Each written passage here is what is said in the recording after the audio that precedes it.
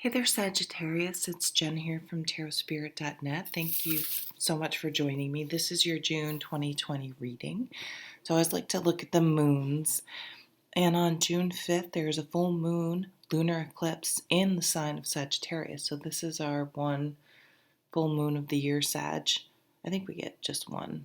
And then June 21st, is the new moon, the summer solstice, and that's we're in the sign of Cancer at that time. So this is not only a full moon, but an eclipse for us. So I'm not an astrologer, but they always say something will be eclipsed out of your life, and it doesn't have to be bad necessarily. It could be, oh, I want to lose weight. But when you think about something like that, you have to think, okay, but what is it really weight I need to lose, or what is at the core of why I'm overweight? Is it motivation, and then why am I not motivated? Is it I don't feel that my body deserves the self-care? Why do I not feel that way? Trying to go deeper, kind of feeling that Cancer vibe. We just had that Scorpio full moon too, so which is taking a few people from my life. But anyway, okay. So I was meditating and shuffling the cards, and a card came out. So I wanted to just start the reading. So this gorgeous Four of Wands.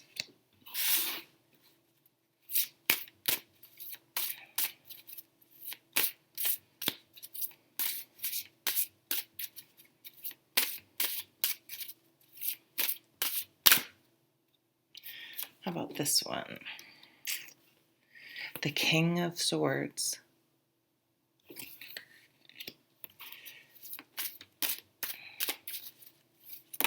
Oops. The King of Wands. Lots of male energy. The Five of Shields or Pentacles. The Two of Cups.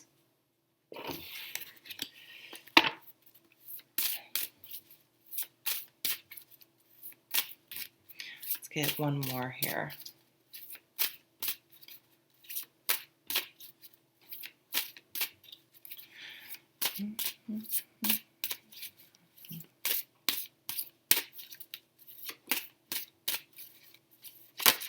Yep. The Strength card. Nice. So I will say for some of us, well, let's look at the bottom of the deck. Well, I'm going to jump in. For some of us, with the Four of Wands is a card of celebration, of milestones. It can be called the marriage card. It's about the home. Milestones, graduation, all of those types of things, weddings. And then this Five of Shields here. So this could be with lockdown, just really feeling sort of cheated or robbed, or just sad, basically, about missing those things. There's a lack. This is a lack mentality, and there's a real lack. And if you're a senior in high school, I could see that being the most particularly difficult one to miss. I know college as well, but for anyone that's, I can't believe for people that may have had to postpone their wedding, and that is just sort of heartbreaking. So I think this is just, feeling it, feeling the sort of emptiness that missing something like that brings. But all the other cards here are so positive. And so to me, this is just, this a sign of the times. And there's some sadness and again, that lack, feeling left out. I guess everyone's left out, but that doesn't make you feel better if it's your wedding. Let's look at the bottom of the deck, because that was one specific message that came through. The Eight of Pentacles, the Eight of Shields in this deck. So this is the card that is your mindfulness. It's what can you do, what like tangible thing can you do that when you're doing it, it's enjoyable, and and not, sometimes when you do something, it's sort of exhausting, it drains your energy. This is something that you do that it feeds your soul. You feel invigorated, you feel better after it. It doesn't mean you can't maybe feel tired, like if you go for a run, but you're energized by it. Your day is better because you did it. And so this really can be anything. It is a card about artistry. It's kind of the like, and there's nothing wrong with this, but the guys are, wow, that was really gender wrong. The people who frame your house versus the people who build fine woodworking furniture. You know what I'm saying? So this is like a mastery or something it's not a superficial thing. It's something you're really into and you study it and you like it's your it's just something you really, really dive deeply into and get a lot of joy and satisfaction from. So to find those self-care activities and to make sure that you're making them a priority as much as possible at this time. It's also, you could potentially start using that skill to develop your own business. And also you could potentially, so crafting these things or doing these things, but then you could also have a business teaching these things, because like tarot, like I could teach a course on the tarot. I guess there are tarot, I actually have taken some tarot courses. There are tarot courses out there, and I guess there's some people that have certification. I don't know. To me, tarot is too personal, but I could teach my take on the tarot. You know what I'm saying? So something like that. Maybe I'm a Sagittarius. Maybe it's telling me to do that. God, I'm thick. Okay, so we have this King of Swords, and so this is a mature air sign, very thoughtful, very clever. This would be a really funny person to have dinner with. Articulate, but they're also detached enough. They don't sort of get worked up about they're not triggered easily, I guess. And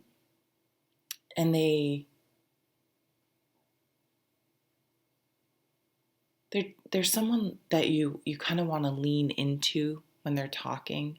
You're drawn to this person pretty strongly. They're funny.